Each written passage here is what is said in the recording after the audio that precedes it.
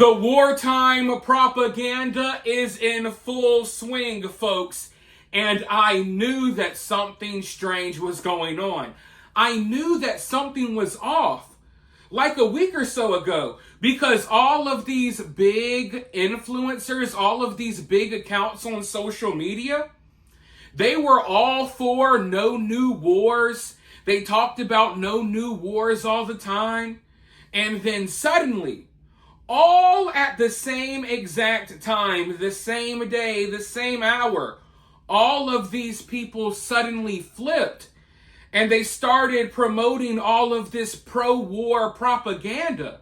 And you know me, I got the receipts. I can show you all of these big accounts, all of these big influencers. They went from saying no new wars, America shouldn't get involved, to America should get involved and it's a good idea. And some of these people literally changed overnight. So the propaganda is in full swing. And the problem is the American people are still looking, at the mainstream media thinking that they are the only ones spreading this propaganda, but the independent media is compromised. The independent media has been infiltrated. All of these people are only promoting what they're paid to promote, but they got what they were looking for. Yesterday, Donald Trump talked about regime change. He said MAGA, right? Basically promoting this new movement, a movement that a lot of people are calling the Make Israel Great movement. Well, this new movement, whatever it is, I didn't sign up for this. I did not vote for this. I don't know where all of this is coming from. It's crazy. All of this stuff literally popped up within the last week. Everyone literally flip-flopped and changed on us within the last week. And now they got the war that they were hoping for. They got the war that they wanted. I'm a small channel. I can only reach so many people and I'm suppressed everywhere. But I tried to warn people. I tried to wake up as many people as I could. It's not like I have the power to change things. So right now, U.S. bases are under attack by Iranian missiles. Iran has fired off missiles towards U.S. bases in Qatar. And right now, the news is just breaking. The missiles are still in the air. We don't know what's going to come of this. But for all of you that for some odd reason, I do not understand it, for the life of me, we could disagree. We don't have to have the same opinions. That's fine. But I do not understand where this mentality comes from that you just go bomb another country and then you get peace. Then it's just all over. Things typically don't work that way. So everyone that thought this was a one-time strike, obviously it never was supposed to be that. It was never going to be that. And now Iran, I guess from the looks of things, is retaliating. Let's go ahead and take a look. About this about 45, more than an hour ago now. Are we where your sources are telling you that we thought we'd be? Have we gone someplace that we're at least prepared to deal with? Well, Harris, right now what we can tell from open source reporting on Twitter, you can see imagery of about what we're told from Israeli sources are 6 ballistic missiles that have been fired from Iran towards Qatar. As you know, as we discussed, the Al Udeid base, the largest U.S. Base in the Middle East, is about 40 miles from the capital of Qatar, from Doha. You can see the night skies over Doha right now, and there are explosions in the air. Some of those may be air defense missiles, Patriot missiles, trying to intercept those ballistic missiles. We have no indications of impact at this point. As you and I discussed before, there were satellite images from last week of Al Udeid, where the U.S. normally has a large number of transport planes, refueling planes, that those tarmacs had been emptied of those warplanes. But Al Udeid normally would have 10,000 U.S. troops based there. There had been warnings to U.S. embassy staff to shelter in place and at other embassies across Doha.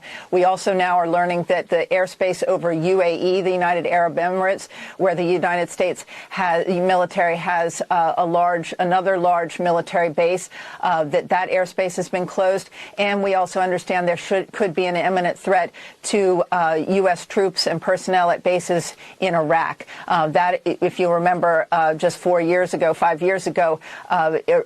Iran fired ballistic missiles, dozens of them at U.S. troops in the wake of Qasem Soleimani's killing. So a lot of intelligence warnings. We brought it to you on air just a little while ago, and now it seems that those explosions are being heard over the capital of Qatar. Now, before everyone goes into panic mode, let me just simmer you down. Let me just calm you guys down a little bit. From the looks of things, this does not look like a major retaliation to me. I'm not sure how this will end up. The missiles are flying in the sky right now as I speak. So I'm not sure how this will end up. But from what I'm hearing, Iran only sent off about 6 missiles. And I wouldn't be surprised if they communicated with the U.S. before doing this so the U.S. could move personnel and equipment away from that base. This may be a kind of a fake retaliation just to save face in front of the people of Iran, so you can claim that you retaliated and you got a victory when in reality you kind of didn't. So I'm not saying that this is necessarily major here, but at the end of the day, this is something that we all, let me rephrase that. This is something that people like me were warning about when everyone else was saying that nothing at all would come from this. Oh, it's just, we're just going to fly a plane and drop one bomb there. Listen, if anyone told you that, do not take them seriously ever again in your life.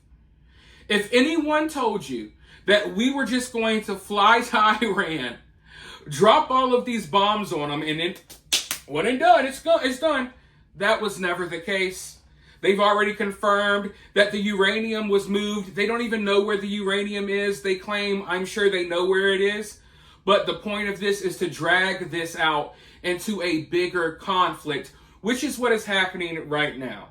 Iran retaliating is kind of playing right into the U.S.'s hands. They're playing right into Israel's hands because now the U.S. is going to have to respond as well. Trump already said, and he's already stated, that if you retaliate, we're going to come back even harder.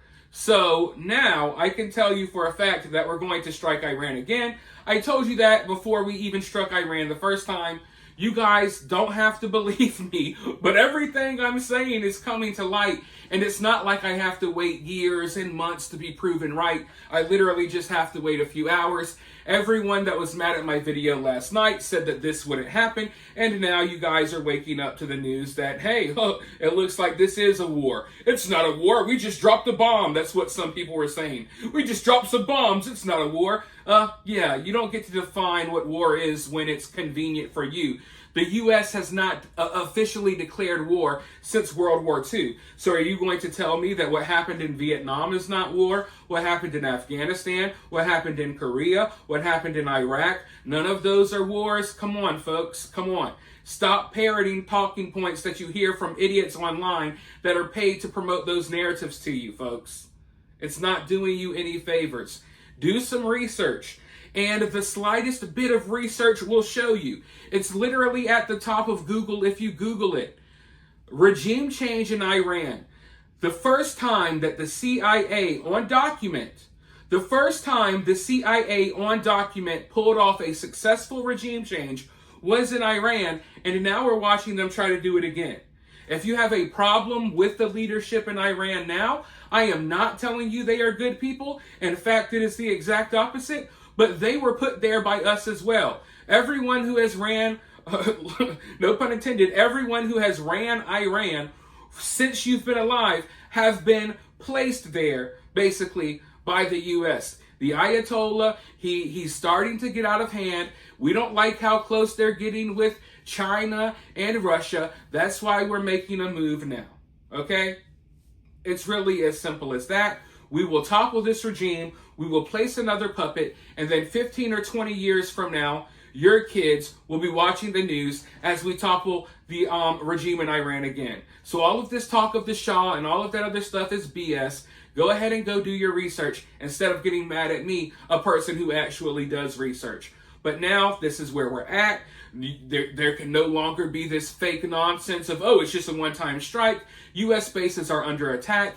And U.S. soldiers are now at risk, all because a lot of this A lot of these people who are pro-war were anti-war 2 or 3 days ago. Now they're pro-war. So I don't want to hear people crying about what's going to happen next. This is what you signed up for. This is what I warned you against. Now we're here. We have to deal with the consequences, and I'll be updating you all on everything that happens. So subscribe, drop a comment, like the video, and I'll talk to you all very soon.